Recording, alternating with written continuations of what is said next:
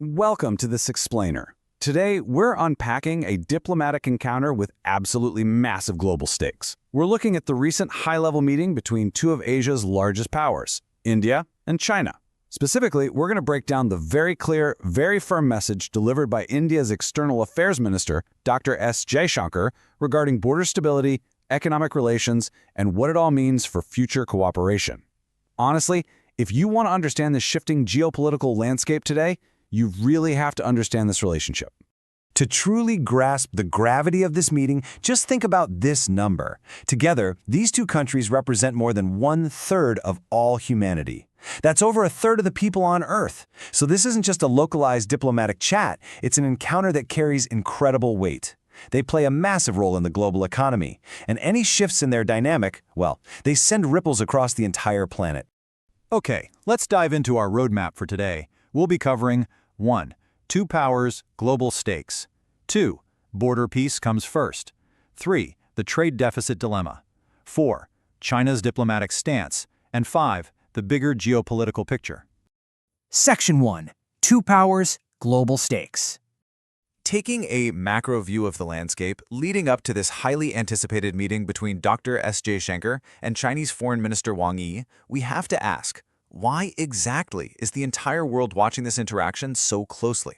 Well, as global economic uncertainty grows and geopolitical competition intensifies, any improvement or deterioration in the India-China relationship affects virtually every major global system. We're talking about direct impacts on regional security across Asia, global supply chains that businesses everywhere rely on, international trade, investment flows, and even strategic alliances worldwide. World leaders and analysts monitor every major interaction between New Delhi and Beijing because, frankly, the stakes are simply too high to ignore. Section 2. Border peace comes first. So the crucial point here is captured perfectly in this core message, which centers heavily on military and border security in the Himalayas. Over the past several years, relations between the two nations have faced significant challenges, particularly after border tensions. During the meeting, Dr. Jaishankar emphasized this single, non-negotiable premise.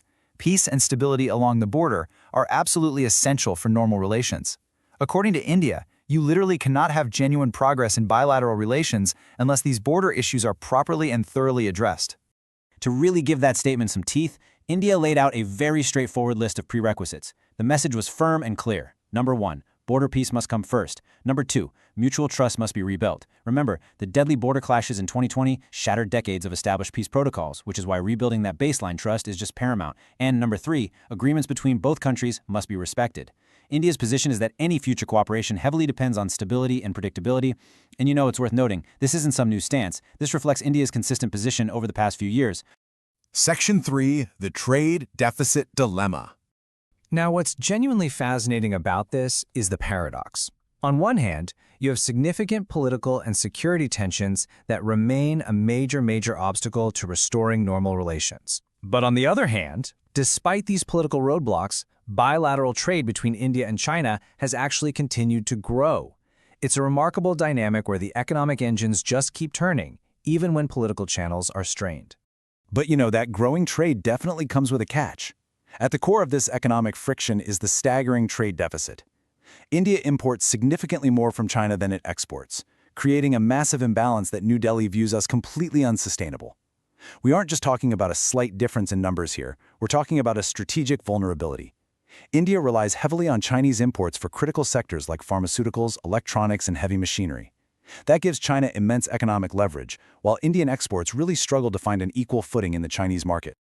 So to fix this current reality of high imports, India is making some very clear demands. They're urging China to provide fair market access, to actively tear down existing trade barriers, and to support transparent, reliable supply chains. Basically, India believes that for this economic partnership to be healthy and secure, there absolutely needs to be fairness on both sides. New Delhi wants to transform this from a one-sided dependency into a much more balanced, reciprocal economic relationship. Section 4. China's diplomatic stance. It's incredibly important to look at this objectively and understand how Beijing responded during these high-level discussions. Chinese officials have repeatedly stated their position. They support dialogue and cooperation with India. They've expressed a strong interest in stabilizing relations, and they actively desire expanded economic engagement. Both countries, in fact, appear very willing to continue these diplomatic discussions. However, while there is a mutual willingness to talk about the economy, significant differences regarding border management and strategic competition absolutely still remain. Section 5. The bigger geopolitical picture.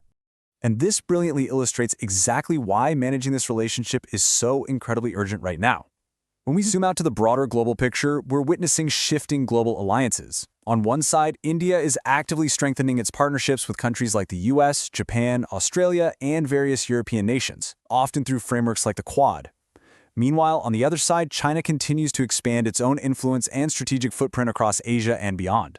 These two distinct paths of strategic alliances perfectly highlight the rising geopolitical competition playing out right now on the world stage. Adding a ton of pressure to this dynamic are massive environmental factors.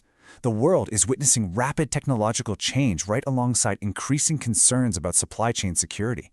After recent global disruptions, nations are hyper-aware of the risks of over-relying on a single country for critical technologies or manufacturing. These massive global shifts are exactly why both nations realize the absolute necessity of maintaining communication. In this environment of rapid change and security concerns, carefully managing India-China relations is paramount.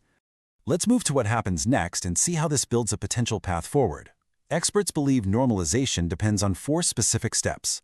Step 1. Continued border stability, which, as we've seen, is the absolute foundation of India's demands. Step 2 requires regular, sustained diplomatic engagement.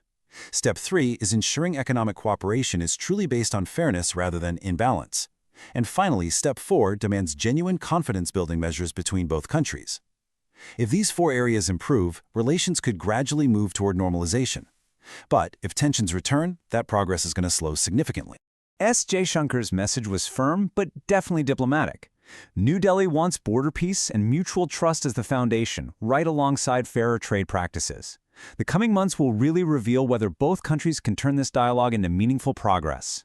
Which leaves us with this powerful question to think about. Can India and China actually improve their relationship, or will strategic competition continue to dominate the future? Thank you so much for joining me for this explainer. Keep learning, keep questioning, and I'll catch you next time.